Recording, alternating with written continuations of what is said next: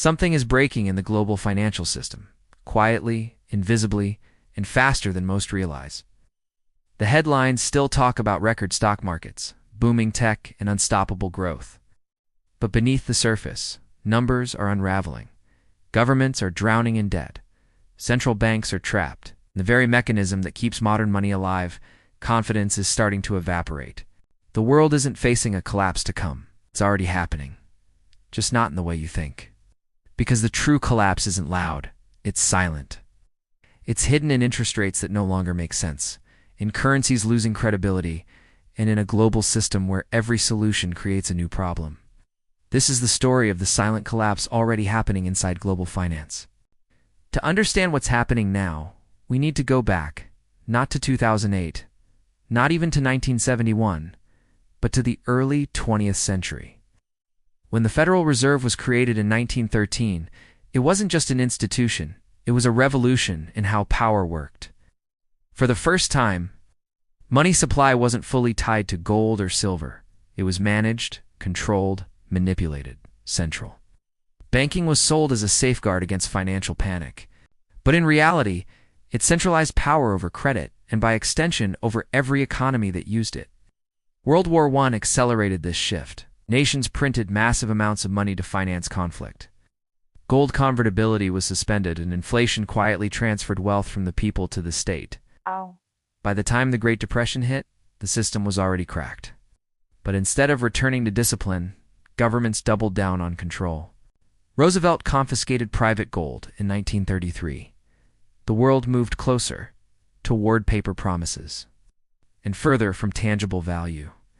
That was the first silent collapse, a collapse of sound money itself.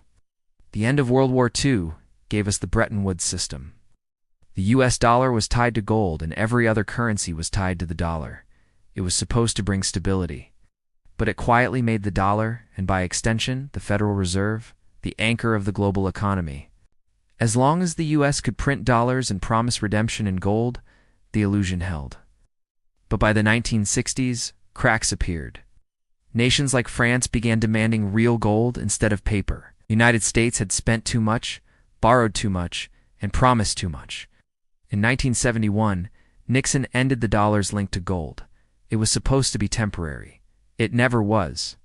From that moment on, every dollar, euro, yen, and pound became a debt. Money stopped being a store of value. It became an IOU, backed only by government promises. Debt was no longer a burden. It became the fuel of growth. Governments borrowed to spend. Corporations borrowed to expand. Consumers borrowed to survive. But every boom needed lower interest rates to keep it going. And with each crisis, 1987, 1997, 2000, 2008, central banks slashed rates lower and lower, trying to stop the bleeding with more of the same drug, easy money. 2008 wasn't just a housing crash, it was a warning shot. Decades of debt expansion had hit their natural limit. The system was imploding under its own weight. To save it, central banks did the unthinkable. They created money from nothing, on a scale the world had never seen. Quantitative easing, QE, became the new normal. Trillions were injected into financial markets, not to rebuild the real economy, but to keep the illusion alive. Stocks soared. Bond yields collapsed. And inequality exploded. For a while it worked. But like any addiction, each fix needed to be bigger than the last. Then came 2020. The pandemic was the perfect cover for unlimited printing. In a single year, more money was created than in the entire previous decade. That money didn't just stimulate the economy, it rewired it. Inflation returned. Debt hit record highs. And suddenly, the tool that had saved the world for decades, low interest rates, became a trap. Because once rates rise, the whole house of cards shakes. Now, in the 2020s, we're watching something unprecedented. Governments are paying interest on debt with more debt. Banks are sitting on trillions in unrealized losses. Currencies are weakening, not against each other, but against reality itself. What does that mean? It means everything is being repriced. Not in dollars or euros, but in confidence. Confidence is the last pillar holding up the system. And it's starting to crack. Look at the data. Global debt crossed $315 trillion in 2024, more than 3.5 times the world's GDP. The U.S. government is adding $1 trillion in new debt every 100 days.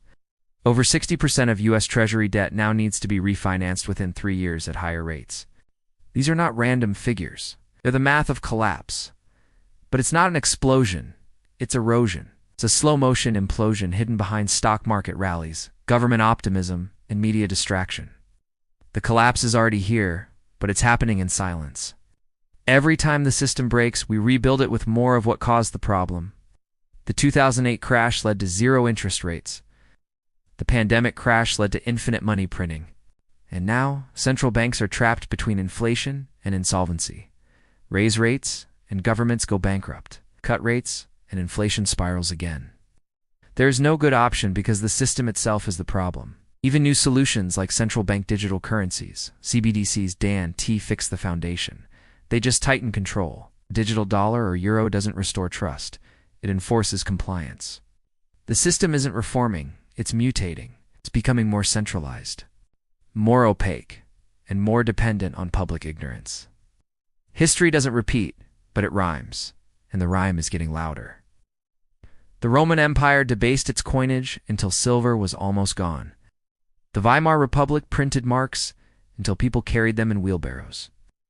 Argentina, Zimbabwe, Venezuela, every nation that relied on debt and trust over real value ended the same way. And yet we are doing it again. Global debt is rising faster than ever, and the public still believes it can go on forever. But money is not infinite. It's a mirror of belief. And when belief breaks, everything follows. The signs are already here. Central banks secretly buying gold for the first time in decades. China and Russia trading outside the dollar system. Nations forming currency blocks to escape the dollar trap. The financial order that ruled since 1945 is quietly fracturing. So what does all this mean for us, the people living inside this silent collapse? First, understand that money isn't wealth. Real wealth is productivity, resources, and trust. Paper wealth can vanish overnight. Real value endures. Second, the system rewards debt and punishes saving, but that won't last forever. When confidence breaks, those holding real assets, not paper promises, will endure. Third, don't expect governments or banks to warn you. They can't. The illusion only works if you keep believing. The silent collapse isn't coming, it's already here. The question is, who will recognize it before the noise begins? If you found this video eye-opening, share it because awareness is the first defense. Subscribe for more deep dives into the hidden architecture of money, power, and global finance, because the next chapter in this story hasn't been written yet.